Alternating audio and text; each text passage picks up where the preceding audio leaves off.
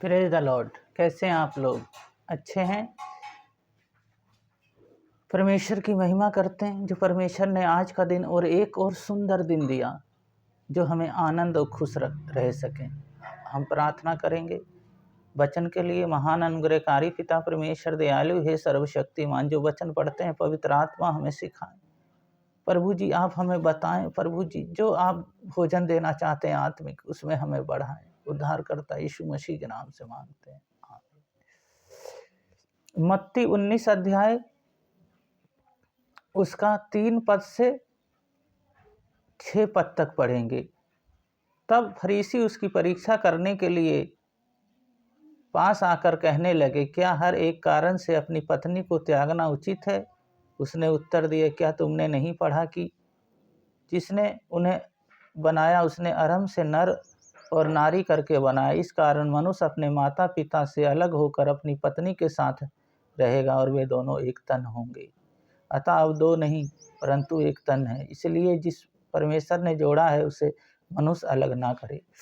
इस वचन को पढ़े जाने को आशीष परमेश्वर दें और ये वचन हमारे जीवन में बहुत सारा फल लेके आए।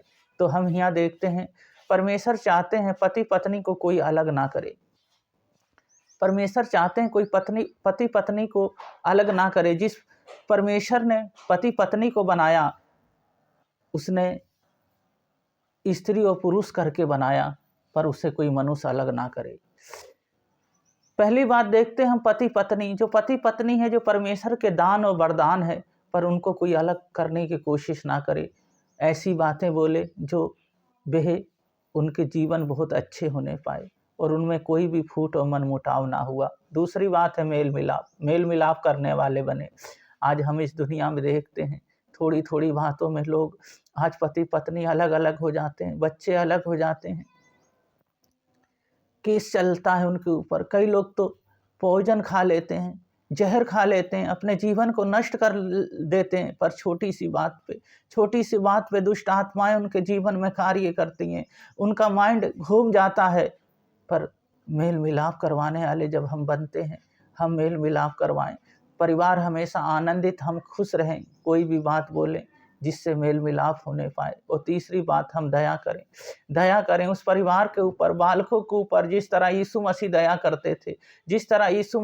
करते थे।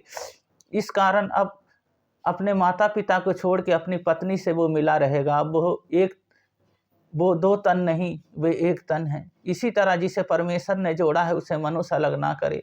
सच में यीशु मसीह यही हमें सिखाते हैं। जब हमने शादी कर ली, अपनी पत्नी को छोड़ के हम दूसरी पत्नियों की तरफ ना देखें और अपने जीवन को उस वचन के अनुसार जिए, आत्मिक जीवन जिए। आत्मिक मन्ना हमारे जीवन में हमेशा बढ़ता जाए और हम उस यीशु मसीह की सामर्थ्य में बढ़ते जाएं, क्योंकि यीशु मसीह ही है जो हमें आत्मिक भोजन देते हैं, अपने वचन से हमें सिखाते हैं और हमें बहुत आगे लेके जाते हैं। तो हमें यहाँ 3 बातें सीखने को मिलती है। पति पत्नी के बीच हमेशा संबंध को बनता जाए, ऐसा हम बातचीत करें और हमेशा मेल मिलाप करें और हम दूसरों पे दया करें। हम किसी का विरोध फूट ना करवाएं, जो भी शब्द बोलें तुले नफे बोलें, और हम परमेश्वर की महिमा हमारे जीवन से हमेशा होती रहे। इस वचन के लिए प्रार्थना करते हैं। महान अनुग्रहकारी पिता परमेश्वर दयालु है सर्वशक्तिमान, यीशु मसीह आप जैसा कोई नहीं। जिस परमेश्वर ने जोड़ा है जो रिश्ता, वो मनुष्य अलग ना करे। प्रभु जी हम जानते हैं आज प्रभु जी बहुत बड़े बड़े कार्य हो रहे हैं। अंधकार की शक्तियां परिवारों को तहस नहस करती है। आज अलग अलग रहते हैं, बच्चे अलग अलग रहते हैं। पर मेरे यीशु मसीह आप ऐसा जीवन देना प्रभु जी, पवित्रताई के साथ जीवन जीने पाए और आपके पीछे पीछे चलने पाए, कोई भी दुष्शक्तियां कार्य ना करने पाए। जितने लोग देख रहे हैं सबको मैं आपके हाथों में, आपके लहू में ढकता हूँ। पवित्र आत्मा आप जीवन में कार्य करें, वचन प्रभु जी उनके जीवन में बढ़ता जाए, सोता बन जाए, उनके अंदर उमड़ता जाए। मेरे यीशु मसीह आप जैसा कोई नहीं। आप जहाँ पे भी जाते थे वहाँ भीड़ की भीड़ लग जाती थी और आप लोगों को चंगा करते थे प्रभु जी, क्योंकि आप उन्हें आत्मिक जीवन देते थे। इसी तरह प्रभु जी आपके वचन में आत्मिक जीवन में हम बढ़ने पाएं। जो वचन हमें दिया है आपने 100 गुना फल हमारे जीवन में होने पाए। प्रत्येक जीवन में होने पाए। सारा गौरव आदर महिमा आपको देते हैं, उद्धारकर्ता यीशु मसीह के नाम से मांगते हैं, आमीन। इस वचन को पढ़े जाने को परमेश्वर जो बातचीत किया हमसे परमेश्वर ने, और इन बातों को अपने जीवन में हम लागू करें। पति पत्नी में हम ऐसी कोई बात ना बोलें जो मनमुटाव हो, जो अलगाव हो, और हम मेल मिलाप करवाने वाले बने और दया करने वाले बने। परमेश्वर हमें आशीष देंगे, हमें किसी बात की घटी नहीं रखेंगे। तो सबको जय मसीह की। परमेश्वर आपको बहुत आशीष दे। आज का दिन आपका अच्छा ही अच्छा होता जाए। सबको जय मसीह की।